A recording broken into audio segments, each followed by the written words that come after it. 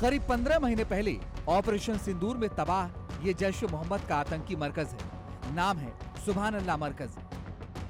जैश का यह आतंकी मरकज ऑपरेशन सिंदूर की पहली हिट लिस्ट में था, जिसे ब्रह्मोस मिसाइल से टारगेट किया गया था। उस हमले में ये मरकज पूरी तरह तबाह हो गया था।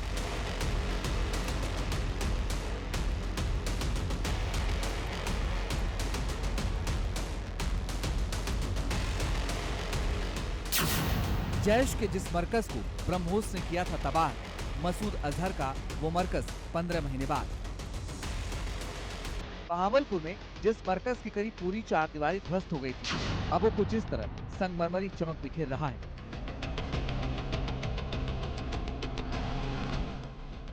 लेकिन खबर ये नहीं है कि आतंकी मसूद अजहर ने अपना नेस्तनाबूद हुआ आतंकी अड्डा फिर से बना लिया। खबर ये है कि जैश का ये मरकज पाकिस्तानी सेना के पैसे से बनवाया गया है।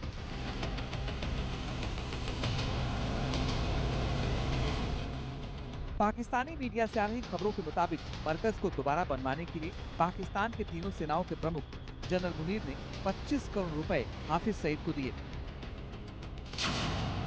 मरकज के क्षतिग्रस्त हिस्सों, गुंबदों और दीवारों को फिर से खड़ा किया गया। पूरी इमारत की मरम्मत के साथ नया संगमरमर, प्लास्टर और पेंट किया गया है। मरकज के पुनर्निर्माण की तस्वीरें करीब 15 महीने बाद सामने आई। रिपोर्ट में यह भी दावा किया गया कि मरम्मत के लिए करीब 25 करोड़ पाकिस्तानी रुपए खर्च किए गए।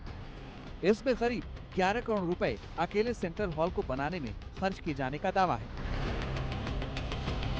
5 महीने पहले जिन हिस्सों पर भारतीय हमलों के निशान थे,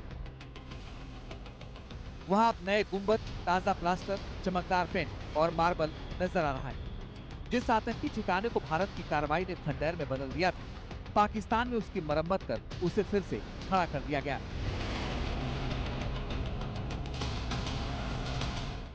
पाकिस्तानी सेना से इस पर सवाल सीधा है कि अगर पाकिस्तान वाकई आतंक के खिलाफ है, तो जैश के इस ठिकाने का इतना भव्य रिमॉडलिंग प्रोजेक्ट मुनीर किस मकसद से चलवा रहा है? ये सवाल पाकिस्तान के जाने माने मौलाना फजलुर रहमान ने अपने अंदाज में उठाया। फजलुर रहमान ने पहली बार मुनीर पर सीधा हमला नहीं बोला है, बल्कि पाकिस्तान के वो नेता हैं जिन्होंने मुनीर को फील्ड मार्शल बनाए जाने को ही हराम करार दिया था, वो भी मौलानाओं की भरी महफिल में। अब की बार मौलाना फजलुर रहमान का बयान ये कहता है कि जब पाकिस्तान की जनता भूखमरी, महंगाई और बढ़ते कर्ज से परेशान है, तो मुनीर सेना और सरकार के बजट से आतंकियों का अड्डा क्यों बनवा रहा है? इससे पहले ये भी रिपोर्ट आई थी कि पाकिस्तानी सेना ने बहावलपुर में मसूद अजहर के अड्डे की तरह मुदरिके में लश्कर सरगना हाफिज सईद के अड्डे की भी मरम्मत कराई थी। ये दोनों ही आतंकी अड्डे ऑपरेशन सिंदूर में तबाह हुए थे।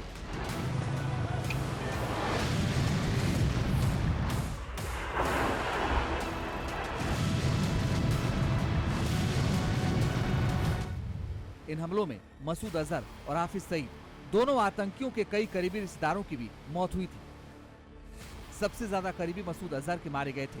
हमले में मसूद अजहर की बड़ी बहन, बहनोई, भांजे की पत्नी के साथ परिवार के दूसरे 5 सदस्यों की मौत हुई थी। उसका सगा भाई उस हमले में बच गया था, जो फिलहाल जैश ए मोहम्मद की कमान संभाल रहा है।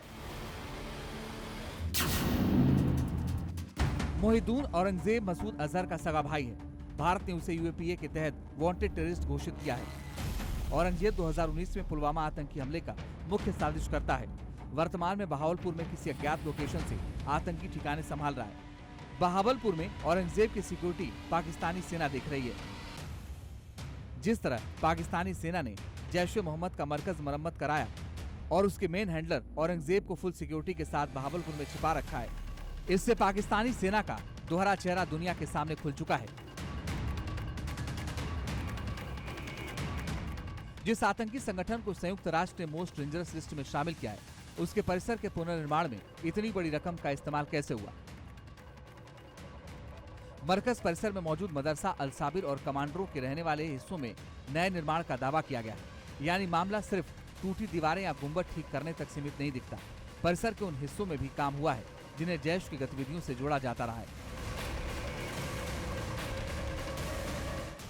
पाकिस्तान अक्सर दुनिया के सामने आतंकवाद के खिलाफ कार्रवाई की बात करता है, लेकिन अगर एक आतंकी संगठन का टूटा मुख्यालय दोबारा खड़ा हो रहा है, तो ये दावा खुद कटघरे में खड़ा होता है। जैश सरगना मसूद अजहर के बीमार होने के बाद संगठन की गतिविधियों में उसके भाइयों और करीबी कमांडरों की भूमिका बढ़ी है। ये सब कुछ हो रहा है पाकिस्तानी सेना की देखरेख में। लगता है पाकिस्तान के इन आतंकी मरकजों को ध्वस्त करने के लिए एक ऑपरेशन और करना पड़ेगा। ब्यूरो रिपोर्ट, जी न्यूज़।